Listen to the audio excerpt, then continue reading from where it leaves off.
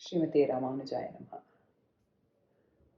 This year's Dasara celebrations focus was on Narasimha Avatara.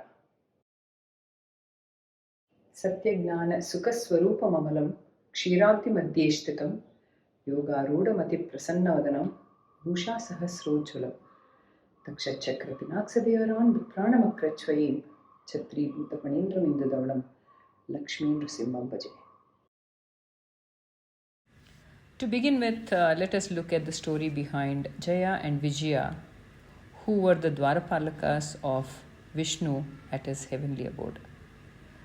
According to the Bhagavad Purana, one day, 4 Kumaras of Brahma came to visit Vishnu, and they were stopped by Jaya and Vijaya. The Kumaras were offended by this and in their anger cursed them to be born as mortals in the earth. Lord Vishnu, upon learning about this, explained to them that the curse was not their fault but the result of a misunderstanding. However, once the curse is given, it cannot be taken back. So they said they'll have to be born at least in 3 Janmas as Vishnu's Vairis. Jaya and Vijaya were subsequently born as demons in the 3 different lifetimes. In their first birth, they were born as Hiranyakashipu and Hiranyaksha. Hiranyaksha was slain by Lord Vishnu in his Varaha Avatara, and Hiranyakashipu was defeated by Lord Vishnu in his Narasimha Avatara.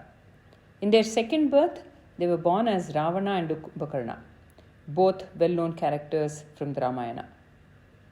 And they were also defeated by Lord Vishnu. In their third birth, they were born as Shishupala and Dantavaktra, who were adversities of Lord Krishna. They were ultimately killed by Lord Krishna. After these 3 births, as enemies of Lord Vishnu, Jaya and Vijaya finally returned to Vaikunta and resumed their duties as Dwarapalakas. Hiranyakashipu, literally meaning the one clothed in gold. He was angered by killing of his brother Hiranyaksha by Varaha Avatara. Both brothers were born to Diti, the daughter of Daksha, and Rishi Kashyapa. Hiranyakashipu swore revenge and decided to kill Vishnu. He undertook penance to earn the grace of Lord Brahma. Lord Brahma appeared. Hiranyakashipu asked for a boon that he should be immortal. Brahma refused to give this boon as he said, anyone who's born on the earth has to die. So Hiranyakashipu thought for a while and asked for a boon. He would not die either during the day or night, either in his house or outside, by battle from either man or animal, and by no weapon created of either metal or wood. The boon gave him a lot of power, so he lived carelessly and judged ruthlessly. He became very powerful, so he did not care about anyone and roamed around boasting about his boon. When Hiranyakashipu was in penance, Indra and the other devas decided to attack his home. At that point, sage Narada intervened to protect Kayadu, the pure-hearted wife of the demon. He took her under his wing until the time Prahlada, the child she was carrying, was born.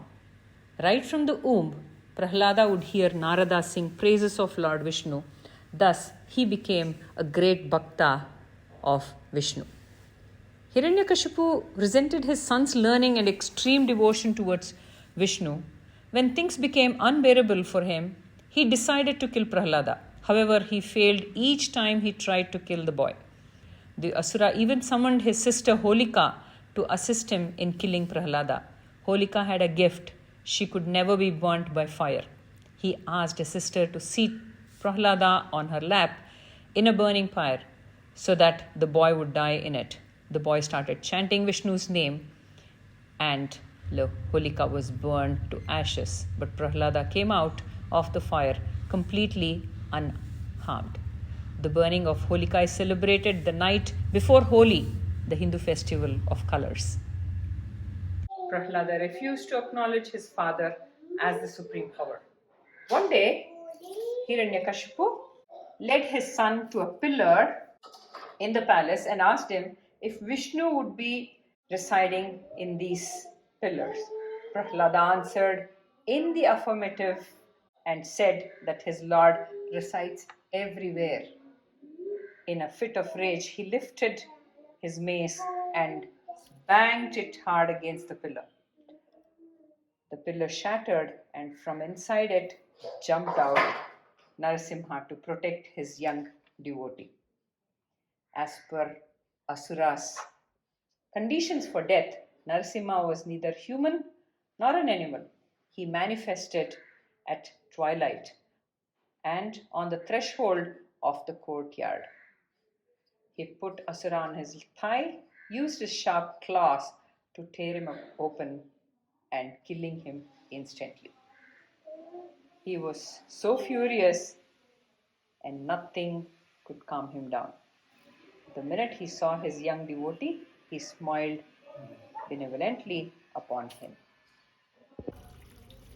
Ahobilam is the Avatara Sthalam. It is Swayam Vyakta Kshetram.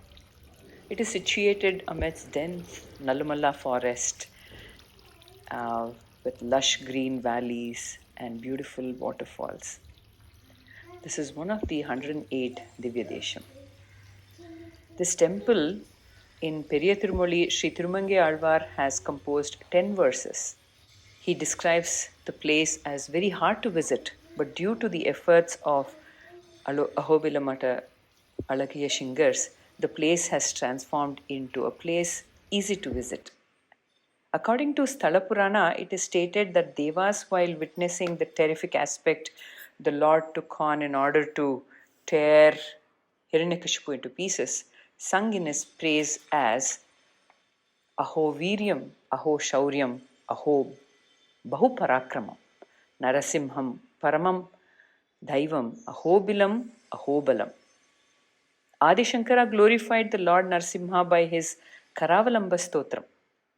Acharya Ramanuja and Swami Deshika also worshipped the Lord here.